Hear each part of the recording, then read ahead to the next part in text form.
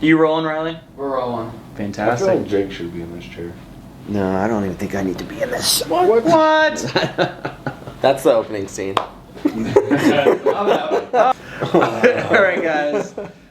It's finally happening. We've been threatening to do a video with Jake of Bearded Gear for about a year now. Since the rec report started. Yeah, so we're I like finally. that you chose the word threatening. Yeah, to I do mean, it. it's a threat. You know, is that a threat? Yes, it is. It was. We've even like memed Jake. We All have. types of things. A lot of people have memed me. I started that. Did you start the Jake I memes? started the Jake memes, I think. You are surly. Probably. I think that was me. So if you Surly, guys haven't checked out Jake's channel, first off, what are you doing with your life? Consult your mother, consult your father Good about the things. choices you've been making. Do some soul searching, and then follow the link down in the description. You are over over to Jake's channel. Jake, you want to let them know what you do on your channel for the people who don't know? Yeah, I review knives. Cool. This is the short way to put it. That's mostly what I do. There's like a couple other random videos on my channel, like an airsoft gun that now you want. Yeah, I do want that thing. So yeah, sometimes I get into weird nerdy stuff. There's some flashlights, but it's like 99% knife videos. I've got a couple hundred. of See- them, Talk about so the other back end stuff you have going on at all? I can. Yeah. Yeah. So I've co-designed a folding knife that's coming out very soon. As of filming, shipping should be happening within a couple days from Riyadh to us. That's huge. So that's huge. big. We'll have more units to sell at some shows. So this year we'll be at some knife shows. Lots Awesome. of concepts. Working on some other solo design work that I haven't really spoken about in depth yet. Mhm. But there will be some things happening there. Top secret. Yeah. And I think that's kind of it, right? That's enough. Yeah. That's more than If enough. they want any more, they can check the link in the bio. Exactly. Yeah, all of his stuff will be down below. Shoot him a follow. Check out the videos. If you like this channel, then you'll like Jake's because it's better. Yeah, so check it out. Anyway, guys, what we're here to talk about today is that we are wrapping up SHOT Show 2022. My first SHOT Show My first SHOT Show. My You're- first shot show. and Wow. your second SHOT Show. Second. The youngest guy's been here more than the rest of us. That's awesome. Yeah, last time you're probably a little bit shorter than you are now. Not as much as a unit, you Yeah. know. So let's dive into this, guys. We saw a lot of new releases this week from Spyderco, Benchmade, some cool stuff from Hogue. What were your guys' favorite new releases? Everett, I know you got one in your head. It's tough. Like Benchmade had a bunch of cool stuff this year. You sure did. Definitely following up on what they did last year. You can't take a Benchmade. That's what I was gonna Do say. it well. I'm gonna take we're Benchmade always, too, 'cause we're it's always easier. I don't know, maybe I'll change it up now that I know you want it. The offshoot, obviously, big talk of the show. Yep. I can't. The name is Are you talking about the OTF? OTF. That's the shootout. What is the orange? Tagged out. So both of those. Yeah. Probably my favorites. And then there were a couple things that Spyderco wasn't really talking about, kind of teasing at the show. Yeah. That I'm really excited about. That prototype case is always epic That when they have it prototype. at shows. Well, and the Magna Cut Salt. Yeah, That's that. pretty There were a couple of really interesting things. Spyderco had interesting things. Benchmade had interesting things. The tagged out, I wanted to like, but I was afraid I wouldn't, and I was glad that I did. That's a weird way to say that. Yes, But I think I liked it. followed what you're trying. Yeah, Yeah. I get it. The blade stock was way thinner than I thought it was going to be. Yes. So the whole profile was way slicier than I thought it was going to be, and the size was great.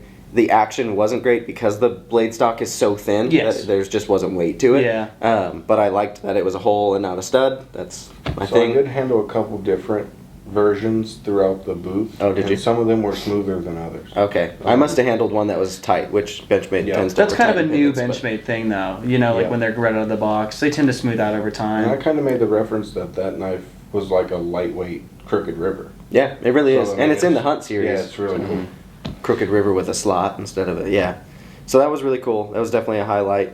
I was excited to see the stovepipe from Yes. Spyderco because I really didn't know how I was going to feel about it in hand. There's so many grooves and points and stuff in where your fingers go Yep. that I was worried it wasn't going to fit my hand. I was glad that it did. That was one of my favorite Spydercos. Yeah, I think that one was probably another knife that was surprising that I wasn't sure I would like. I'm not usually a big Cold Steel guy, but I got to hold their new, I think it's called the Defender. Okay, It's got that a sounds new, about right. new lock type, and it's kind of it's like a sliding lock on the spine of the knife, kind of shark lock-esque, but different enough. And they even showed me in the catalog the internals. It's pretty cool. It's a rad new lock type, and it was smooth and fun. They're doing an S35, which for Cold Steel is a kind of an upper tier steel compared to It's a their good budget choice. stuff. And yeah, I like that. I do kind of want to jump back real quick. Yeah. I did see a John Demko design at Beyond Knives. That was cool. Interesting. And that thing was really nice. Like, Yeah. you, That's you so don't cool. expect to hear John Demko on a design with a knife. But Yeah. he's got some stuff. Because it's always Dang. typically It's always Andrew's Andrew. designs. But it was really cool. You're gonna have to take me back there because Yeah. I want to see that. Yeah, it was that's awesome. that's really really neat. John Demko's a good dude, so Yeah. I like him. I want to like Yep. what he has to offer. Riley, what do you think? Whew. I really like the Benchmade Weekender. Saw it in the catalog. Yeah, and yeah. That was the knife of the release I'm that I so wanted. excited all I'm week gonna be to see that it. guy and tell you to remind me which one the Weekender was. It's like the Swiss Army looking one. Oh, okay. Has It's the got two a couple knives and the different- bottle opener. Yeah. Mm-hmm. It's With the lit. micarta. That Pretty did look sick. cool. Yeah. So the way they were posing that was almost like a new addition to that proper gentleman's folder kind of line. What if they expanded that line? That would be so cool. I think that would add a lot to what's coming out of the U.S. right now. Because we have Great Eastern Cutlery, we have Case, we have this, that, and the other. But if they had a whole line of kind of premium slip joints, that could be a really cool addition to the market. Anyway, Riley. That I'm one sorry. also kind of dabbles into the Swiss Army knife Definitely. arena. Mhm. Definitely. I mean, I multiple like to see blades and a different little tool tool. sets come out of that model. It'd Oh, be that cool. would be Really awesome. cool. That would be really cool. And then, because we have American Service Knife coming out, Yeah. it'd be kind of cool to get a little bit of a renaissance of Yeah. that Swiss Army knife, but in Yeah. U.S. production. That would be awesome. Maybe Benchmade makes it modular at some point. So you Oh. can That would switch be I think if it tools. just had a They need to saw. hire you, man. Seriously. Taking out the little blade for a saw, that would be ideal. Yeah, that would actually be super sweet. Yeah, I saw stuff all the time. He probably literally did not know how to respond to that. I do. I love you, Riley. Okay, Riley, what else? What else did you like from this week? That's all I liked.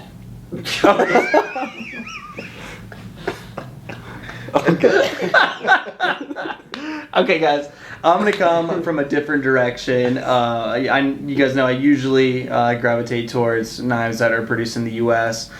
My two favorites, just from what I saw this week, just from like a knife community perspective looking in, I think the new Eutectic line from Liang Ma. I think that's a really, really cool idea. They're all going to be around $120 to $150, and they have Liang Ma quality action to them, which is something you don't usually see in that price range.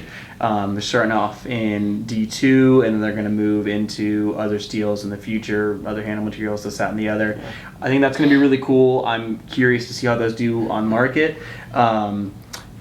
Coming from completely left field, and we're going to have to work on getting a photo of this knife to show these guys, but there was a knife at the Wii booth, and really, really strange design to it, but it had a locking mechanism that functioned quite similarly to a Demko Shark Lock. That's the Snex. Oh, you know? yeah. Yes, Yeah. yes. Do you know what I'm talking And about? it has a clip, kind of like a Grimsville, comes over the back Yes, spacer yes. instead of the side of the knife. So that guy's prototypes, I've been following him for a super long time, and He makes customs of that Yeah, model the that are custom is- bananas. They're Did you really cool. play with that one at I Wii? haven't seen the Wii one, but It's so I've good. been watching him and his customs for a while. It's and that super model is good. awesome.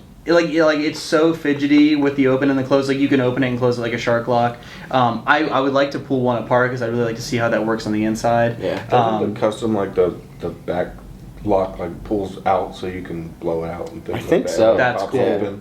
That's really cool. That's really That cool. guy's a wizard when Yeah. you look at not just that knife, but the other knives that That's he's built. awesome. Yeah, he does really cool stuff. So the custom pops up in like an AK like top cover Kinda, and you yeah. can clean it out. Yep. Dude, that's sweet.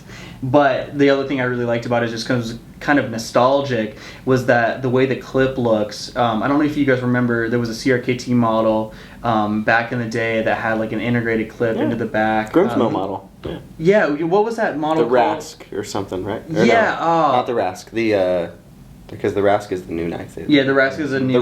No, Graham, not Grimsmo. The Graham Razel. Yeah, Yeah, it was the red. yeah, it was, yeah, and I'll throw up a picture of it here. But it just Sorry, really Grimsmo. reminded me. Yeah, you know, they don't watch our They'll videos. start. But Jeez, I mean, it's late. oh yeah, it's fine. It was just really nostalgic. I really like the way it functioned. It's going to be a really cool thing. Obviously, anything in Magna Cut that we saw this week is super exciting. A lot of Magna Cut. Yeah, Native So 5. Oh, you know what? Yeah. Spyderco's lightweight Mannix now has screws. Yeah. There you go. That's They've been huge. listening to your videos. Yeah. Huge. Yeah, they obviously are huge fans of the channel, so I'm sure they follow Of your Riley direction there. specifically. Yeah. Riley. Yeah. So Stop that- the rivets, right, Riley? Yeah. Yeah. I thought that was We pretty should get him a bananas. shirt. Band hashtag together. Stop the rivets. Also, lightweight native, lightweight Lil Native, I should say. That knife is awesome. I'm so excited for I that. wish it was a compression lock. Yes, I don't know how they could do it, but I'm because sure it's so Spyderco, skinny. They could pull it off. Yeah, they definitely could, but that's going to be an awesome piece. Coming in another direction about shot. What was your favorite shot moment of the week? This? Oof. Now I'm gonna Hanging feel out bad with if this I guy? have any other answer. Yeah, this was a long time Finally coming. meeting up with Jake. What's I your mean, we've favorite been- book? The Bible. Who's next? It's terrible. Come No, on. like we've been talking about this and teasing this and saying these Threatening, for so yeah. long. It's just cool to finally have it happen. So Aw. How about you, Jake? it's like, can we take a picture with you sitting on my lap? Sure. With other Jake. we can sweet take love. several pictures like that. Things are quickly degrading. So, it's hard for me to say a favorite moment.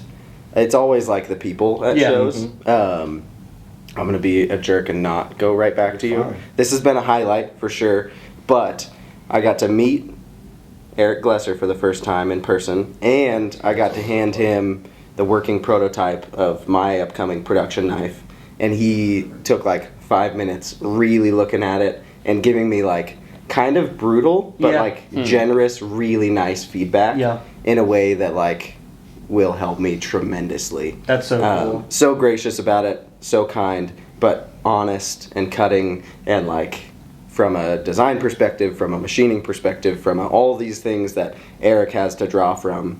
He gave me a lot of really good advice. So Constructive criticism from a master. yeah, and if I were to pick He kinda anybody knows what to he's show talking my about. knife to, it would probably be Eric Glesser. So That's so cool. maybe Sal too, but Sal wasn't here. Yeah, yeah. How about you, Riley? I'm gonna take yours. Okay. So I'm just gonna go with Grantham. Oh, okay. cool. Yeah. Flannel Daddy. Yeah, yeah. Yes. Yeah, that was really cool and kind of a weird situation. Unexpected. It was at a weird time. Yeah, we were just looking at AKs in the Kalashnikov booth, and Donut Operator, Kentucky Ballistics, and Brandon Herrera all walked by. And I'm like looking at them like, oh, and Riley doesn't know who they are. And he just hears them talking about the one that he does know, Grantham. And he looks at these guys as if they don't all have 5 million subscribers on YouTube. And They say, all have more than he does. yeah, and they're like, hey, would you just say Grantham's here? And they're like, yeah, he's right over there. So we got a picture with those guys, then we go and got a picture with Grantham. And Excuse me, nobody's. Have you seen Grantham? It's so great. yeah, so that was really cool. That was dope. For me, I think my favorite moment was just getting to sit down with Eric. You know, that was really cool. I got nervous, so I called him Mr. Glesser. Didn't feel right to call that man Eric. You did it multiple times too. Yeah, I did. I just got really you nervous. At least you didn't say like Mr. Glasser. Or Mr. something. Glasser. Just to butcher his pronunciation. There was. The Dave. Yes, exactly. There was one time at Blade Show when I was really nervous because it was right when we first started doing videos, and I called Dave Wattenberg Mr. Wassenberg. And Riley, he cut that out of the video for me, but I know Dave remembers that. So. amazing. Sorry. Dave is a saint. He's a really, he really probably nice guy. understands. He probably understands, but no, So good. it was really cool to be able to sit down with him. He's super passionate about his craft. about the brand and just about the people that work with him, especially collaborators. We also had to have the conversation that I've always wanted to have with him, which is the fact that going on his website when I was a kid and looking at, it was probably the Nirvana back then, and how they call it just the locking mechanism on that, they just call the IRL. Reeve Integral Lock. Yes, exactly. Wait, you were a kid when the Nirvana came out? Yeah. He's only like 18. How much younger than me are you? I'm 25. That's not. I'm 29. Weren't you a kid when the Nirvana came out? The Nirvana. That was like. Maybe I'm misremembering when the Nirvana came Maybe out. it was whatever Riley was Sage. a kid for sure. Maybe it was whatever Sage has the frame lock. That could be it. That could be it too. But I had to look up So what the RIL was, and that kind of got me really deep into the knife community. So that was really cool, and I got to talk to him about why he gives credit when no other manufacturers give credit to Reeve when they call their knives. Interesting. Frame locks, Well, did know? you guys video that conversation? Is that going to be Yeah. in an episode? Yeah, we did video it. It didn't make its way into the new releases, but we have the video. Which is I want to pretty see It's that at the because end I'm of the curious video. to hear his answer. I mean, you talked So- about it a little bit in the video we put. It was in there. So essentially, what he said was that every facet of every knife you will ever buy has already been invented by someone else. Yes. So if you're going to use it, give credit for it. Yep. Sure. Especially Um, if you know. Yeah, exactly. So it's not like as something as esoteric as like a blade shape. If it's a locking mechanism, I get it would be more obvious if someone like took the shark lock Yeah. or Lynn Thompson invented the Tanto, right? Yeah, exactly. You know, but like, so like if someone used a shark lock on a knife and then called it like some other random name, you'd be like, that's for sure like Right. intellectual property theft. Right. So I think that's kind of the direction he was coming from, is just paying homage to someone who is a master also, which is One really thing cool. I like you said you were nervous to have that conversation with him, but in all Eric videos, you can tell at the beginning he's nervous too. Yeah. And then once whoever he's talking with, they start talking knives and steels, like he really opens up. Oh, yeah. And the nerd really comes out. Yeah. It was then my it's first time meeting yeah, him. it's so good. He was exactly who I thought he would be based on Exactly. seeing him in videos, and he's done podcasts in the Millie Club that I'm Yeah. a part of. And so He's like, definitely introverted, yeah, so it takes him a couple minutes to really kind of just tune the camera out. Right. So it's cool to meet someone too though and have him like match up with what Yeah. your expectation was of them. Absolutely. Yeah. Absolutely. So, I know. So for most of us, this is our first SHOT Show. I know, Riley, you've been to one before. Expectations of SHOT Show versus reality. How has that jived for you? it's pretty spot on. From videos and stuff that you've seen in the past. Yeah, it's about what I expected. This There's a is lot my- more walking than I expected. A lot Yes, more- definitely. A lot less outside and much more walking through the inside of places to get other places. But Yeah, we've been here for like almost 3 days now. Like, You and haven't seen the sun. I've been outside for Exactly. probably 4 minutes of Yeah. that time. So that's been pretty crazy. I feel like this SHOT Show, we're on a mission, and it wears you out. Right. It sure yeah, it does. really is. Like we're hoofing it places. Yeah. So. Yeah, I think maybe later when we have a little bit more time to walk around, it's going to be a little bit more pleasant. But yeah, it's been really, really cool. All the brands that we've had the pleasure of meeting with and talking to, super accommodating. They want to make content, they want to get out there, so that's been really, really cool. Yeah. How about you, Jake? Yeah, I would say I'm not like super surprised by SHOT Show. I'd been to SEMA a couple of Yeah. times, and that's same Yeah. venue, different products. Obviously, the place is filled with cars and not guns and knives. But this is, I mean, this is more my hobby at this point than that was. So I've had more fun at this than I ever did at SEMA because I'm just even more interested in the stuff that's here. But yeah, I mean, it's overwhelming to come to something of this scale. Like after a couple full days Yeah. of walking around, having a list of people I wanted to make sure I got to everybody on my list. But then it's like there's so many people here that I know I'm going to learn about someone like tomorrow when I get home. Yeah. Like, dang it, I should have seen them while I was Yes. there. But you just can't possibly get to even half of it in multiple days if you've got any kind of schedule. way. No, I mean even preparing for this, just like if you look at the exhibitor list at someplace like Blade Show, you can get through that list. Like you can get through the A's with one scroll. Here it's like there's 4 pages of A's. Yeah. You know, like that is crazy, the number of exhibitors that are here. And like what you're saying, like try not to miss anyone. Like we've been point to point, Riley and I have been point to point the whole time, not having time to explore. So Mike's actually been out there, like just walking up and down, essentially walking Yeah, up and down pretty much. aisles, right? He's doing all yeah. the scouting. Yeah, so like just walking up and down aisles trying to find new stuff that if you were just kind of going through a list, you would have no idea what they were sometimes by their name. So that's been really, really cool to be able to just to see like the sheer magnitude of stuff that's here. Yeah. Yeah, you could spend days in one of the rooms. Absolutely. And there's multiple huge rooms. Yeah, there are rooms that we've walked by both days that I still haven't gone in yet. Mhm. You know, and like in the Caesar's Forum side. Mhm. You know, Same. so that's been really, really crazy. All right, guys. As That's you what can I'm see, we have upgraded. We've upgraded our Kent selection to a wiser, stronger Kent. Older. Being Michael. You can say older. I'll say The say brains of the wiser. operation. Yes, exactly. Brains, I don't know about. It's Brawn, maybe. The brawn. stupidity to. Brute force. But I do have special moments. Yeah. By all means, my favorite moment was just meeting Jeff Loffer that from the was Cutlery awesome. Shop. That was just key for me.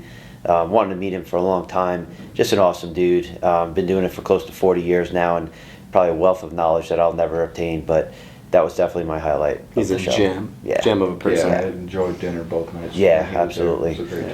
time. Then my favorite knife that I've seen, really the one that sticks out in my head was Jake B Creates. This little, not part of the SHOT Show or anything, but just at dinner, the little Chickadee. knives that I know you love it too. Yeah, I but love the chickadee. that was just really cool, very cleanly done, beautiful little knife. That hopefully one day we'll be able to get. Yeah. That was a highlight for me too. Is, Yeah. Like I've been following him for so long and Yeah. talking about him at the shop, and then like we were just sitting there. I'm like, why does he look so familiar? And when you said it's Jake B. Crates, I'm like, oh my god. Yeah. Like I've been.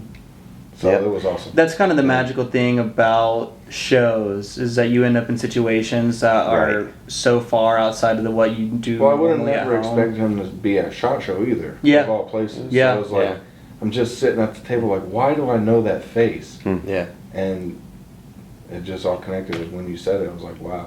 And he's a great guy, talented Yeah. maker. Young. And I've reviewed a few of his knives, and it's been really fun to see him progress too. Because when he was first starting out, he gave me a knife to review because I met him at CCKS like 2 years ago. Cool. And he was chisel grinding back then, acid stonewashing everything. It was still a really good knife. I've still got it. It's called the Right. Fat Boy. I think he named it after me. Probably me. Yeah.